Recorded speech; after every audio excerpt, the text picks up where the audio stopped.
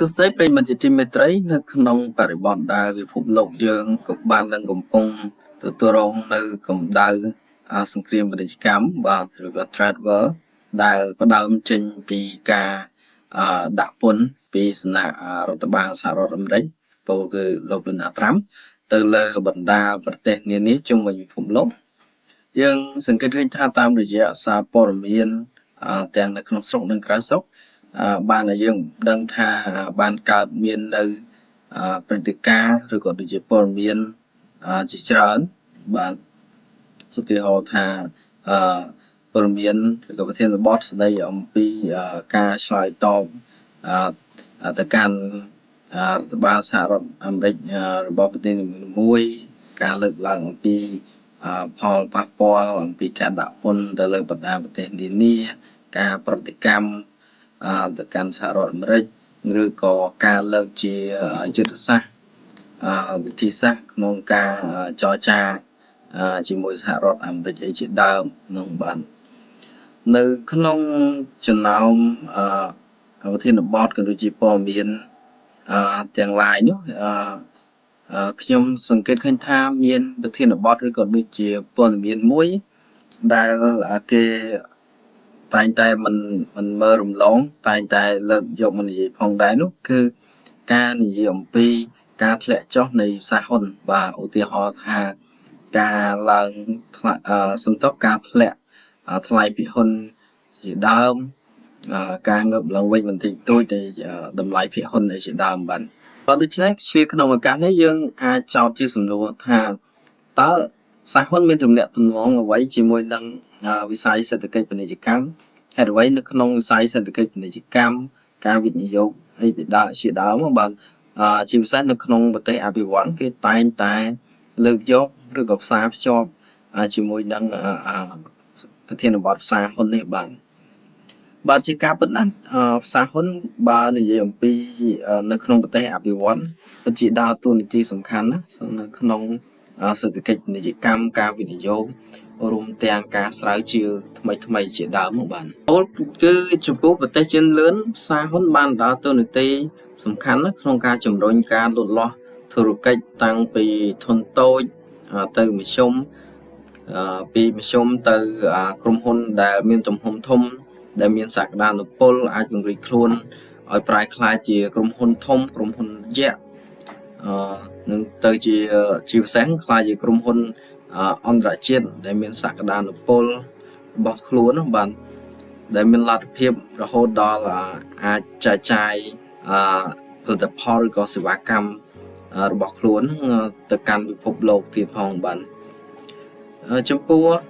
ផលទៅលើសេដ្ឋកិច្ចជាតិវិញតាមរយៈការរីកចម្រើននិងផលចំណេញនៅក្នុងផ្សារហ៊ុនហ្នឹងបាទគឺធ្វើឲ្យមានចរន្តសាច់ប្រាក់ជាច្រើនបានចាក់បញ្ចូលទៅក្នុងសេដ្ឋកិច្ចហើយមិនតែប៉ុណ្ណោះចំពោះតាមរយៈផលចំណេញពីផ្សារហ៊ុននេះគឺវិនិយោគិននឹងមានដើមទុនបន្ថែមសម្រាប់ការប្រើប្រាស់ចាយវាយក៏ដូចជាសម្រាប់ធ្វើការវិនិយោគទៅក្នុងវិស័យផ្សេងទៀតក្រៅពីវិស័យផ្សារហ៊ុនហ្នឹងបាទឧទាហរណ៍ថាក្រោយពីគាត់ទទួលបានផលចំណេញហើយគាត់មានទុនច្រើនសល់ច្រើនគាត់អាចបង្វែរការវិនិយោគទៅលើវិស័យផ្សេងដូចជាចលនាទ្រព្យទៅលើសេវាវិស័យសេវាកម្ម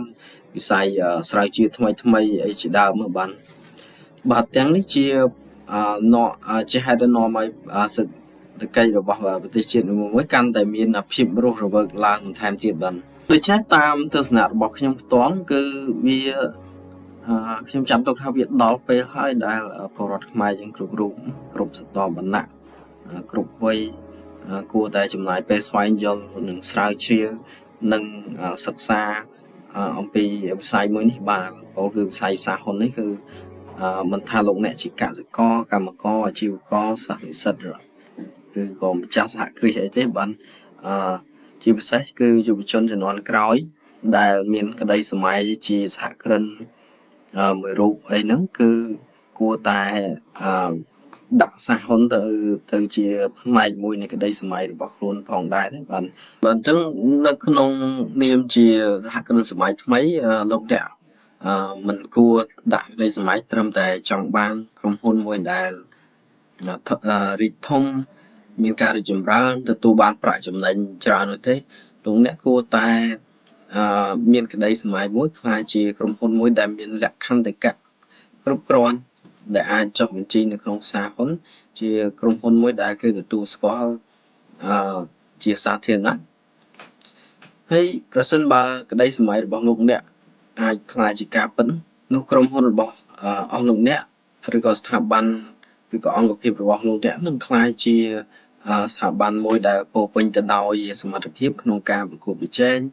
មានកេរ្តិ៍ឈ្មោះកាន់តែបើបាយមានសក្តានុពលធំជាងមុននិងជាពិសេសក្រុមហ៊ុនឬស្ថាប័នរបស់អ្នកអង្គភាពអាជីវកម្មរបស់អ្នកនឹងមានអធិភាពច្រើនក្នុងការកៀរគរទុនបន្ថែមទៀតក្នុងការយកមកវិនិយោគបន្ថែមការពង្រីកទំហំអាជីវកម្មរបស់អ្នកឲ្យកាន់តែធំហើយយើងអាចលើកជាឧទាហរណ៍អំពីក្រុមហ៊ុនអន្តរជាតិខ្នាតយក្សរបស់ពិភពលោកដូចជា Apple, Samsung, Coca-Cola, KFC, Tesla, Adidas, Nike ជាដើមបាទសូម្បីតែក្រុមហ៊ុននៅទ្វីបអាស៊ីយើងបាទដូចជា BYD នេះបាទដែលនេះយើងស្គាល់ថ្មីដល់មានក្រុមហ៊ុនជាច្រើនទៀតបាទកំពុងតែលោតចូលទៅក្នុងទីផ្សាររបស់សហរដ្ឋអាមេរិកបាទសូម្បីតែប្រទេសជិតខាងយើងបាទសូមលើកយកពីករណីប្រទេសវៀតណាមមួយចុះជាក់ស្ដែងជាប្រហែលឆ្នាំនេះបាទមានក្រុមហ៊ុនមួយរបស់វៀតណាមបាទដែលគាត់ផលិតរថយន្តអគ្គិសនីបាទគឺក្រុមហ៊ុន VinFast បាទគាត់បានចូលទៅទីផ្សារសហរដ្ឋអាមេរិកបាទផ្សារហ៊ុននៅអាមេរិកហ្នឹងបានជោគជ័យបាទហើយតាមរយៈការចូលចុះឈ្មោះក្នុងបញ្ជីសារហ៊ុននៅអាមេរិកជោគជ័យហ្នឹងគឺក្រុមហ៊ុន VinFast បានទទួលនៅដើមទុនជាច្រើនបាទសម្រាប់ពង្រីកអាជីវកម្មរបស់ខ្លួនពង្រីកសង្វាក់ផលិតកម្មរបស់ខ្លួនហើយមិនត្រឹមតែប៉ុណ្ណោះក៏ជាឱកាសដែលក្រុមហ៊ុន VinFast គាត់បានបន្ថែមនៅការផ្សព្វផ្សាយគេឈ្មោះគាត់ណាកាន់តែល្បីមកកម្រិតទៀតបាទតាមរយៈការបង្ហាញខ្លួននៅក្នុងសហហ៊ុនរបស់សហរដ្ឋអាមេរិកនេះបាទអញ្ចឹងផ្ទុយទៅវិញបើសិនជាលោកអ្នកបានដាក់ក្តីសម័យថាចង់ចូលផ្សារហ៊ុនអីចឹងហើយមិនបានជោគជ័យបាទចំពោះទស្សនៈខ្ញុំផ្ទាល់បើមិនបានជោគជ័យក៏វាមានផលល្អចំពោះ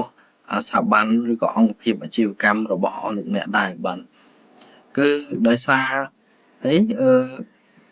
ជាទូទៅនៅក្នុង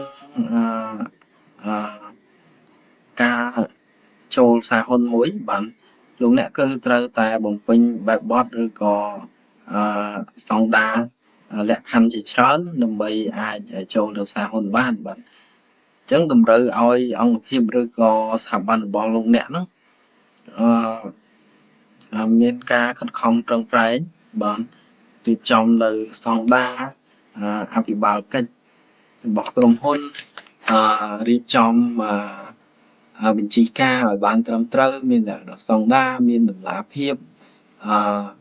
មានការប្រកាសរបាយការណ៍ហិរញ្ញវត្ថុ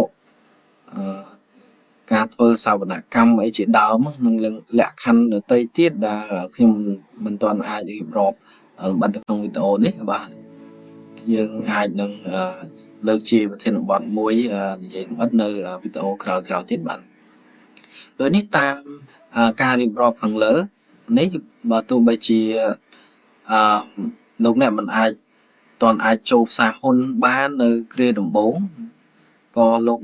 អ្នកអាចធ្វើឲ្យឬក៏បានខំប្រឹងប្រែងអស់ពីលទ្ធភាពហើយដើម្បី